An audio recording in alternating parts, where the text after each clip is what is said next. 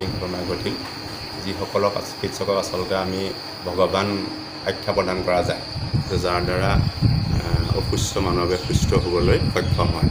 গতিকে সেই ভগৱান সদৃশ এজন ডক্তৰক এনেকুৱা অমানৱীয় কাৰ্য যি কৰিলে সেই নৃশংসক আমি গৰিহণা দিছোঁ।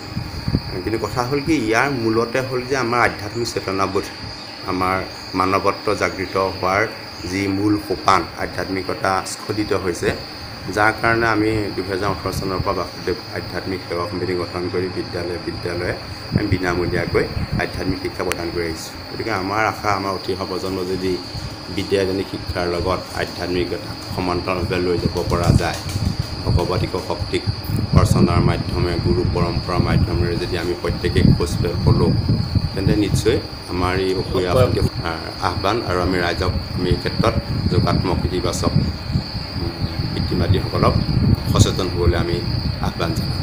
ঘটনা ঘটিল যিসকলক চিকিৎসকক আচলতে আমি ভগৱান আখ্যা প্ৰদান কৰা যায় যাৰ দ্বাৰা অসুস্থ মানৱে সুস্থ হ'বলৈ সক্ষম হয়।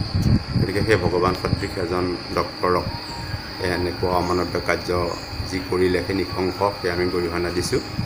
কিন্তু কথা হ'ল কি, ইয়াৰ মূলতে হ'ল যে আমাৰ আধ্যাত্মিক চেতনাবোধ, আমাৰ মানৱত্ব জাগৃত হোৱাৰ যি মূল সোপান, আধ্যাত্মিকতা স্খলিত হৈছে, যাৰ কাৰণে আমি 2018 চনৰ পৰা বাসুদেৱ আধ্যাত্মিক সেৱা সমিতি গঠন কৰি বিদ্যালয়ে বিনামূলীয়াকৈ আধ্যাত্মিক শিক্ষা প্ৰদান কৰি আহিছোঁ। গতিকে আমাৰ আশা, আমাৰ উঠি অহা প্ৰজন্ম যদি বিদ্যায়তনিক শিক্ষাৰ লগত আধ্যাত্মিকতা সমান্তৰালভাৱে লৈ যাব পৰা যায়, ভগৱতিক শক্তিক অৰ্চনাৰ মাধ্যমে, গুৰু পৰম্পৰাৰ মাধ্যমেৰে যদি আমি প্ৰত্যেকে খোজ পলোঁ, তেন্তে নিশ্চয় আমাৰ এই অসুৰীয়া আহ্বান আৰু আমি ৰাইজক আমি এই ক্ষেত্ৰত যোগাত্মক ইতিবাচক পিতৃ মাতৃসকলক সচেতন হ'বলৈ আমি আহ্বান জনাওঁ।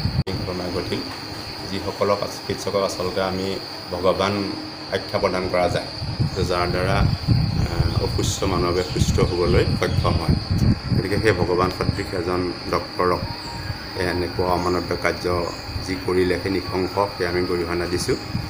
কিন্তু কথা হ'ল কি, ইয়াৰ মূলতে হ'ল যে আমাৰ আধ্যাত্মিক চেতনাবোধ, আমাৰ মানৱত্ব জাগৃত হোৱাৰ যি মূল সোপান, আধ্যাত্মিকতা স্খলিত হৈছে, যাৰ কাৰণে আমি 2018 চনৰ পৰা বাসুদেৱ আধ্যাত্মিক সেৱা সমিতি গঠন কৰি বিদ্যালয়ে বিনামূলীয়াকৈ আধ্যাত্মিক শিক্ষা প্ৰদান কৰি আহিছোঁ। গতিকে আমাৰ আশা, আমাৰ উঠি অহা প্ৰজন্ম যদি বিদ্যায়তনিক শিক্ষাৰ লগত আধ্যাত্মিকতা সমান্তৰালভাৱে লৈ যাব পৰা যায়, ভগৱতিক শক্তিক অৰ্চনাৰ মাধ্যমে, গুৰু পৰম্পৰাৰ মাধ্যমেৰে যদি আমি প্ৰত্যেকে খোজ পলোঁ, তেন্তে নিশ্চয় আমাৰ এই অসুৰীয়া আহ্বান আৰু আমি ৰাইজক আমি এই ক্ষেত্ৰত যোগাত্মক ইতিবাচক পিতৃ মাতৃসকলক সচেতন হ'বলৈ আমি আহ্বান জনাওঁ।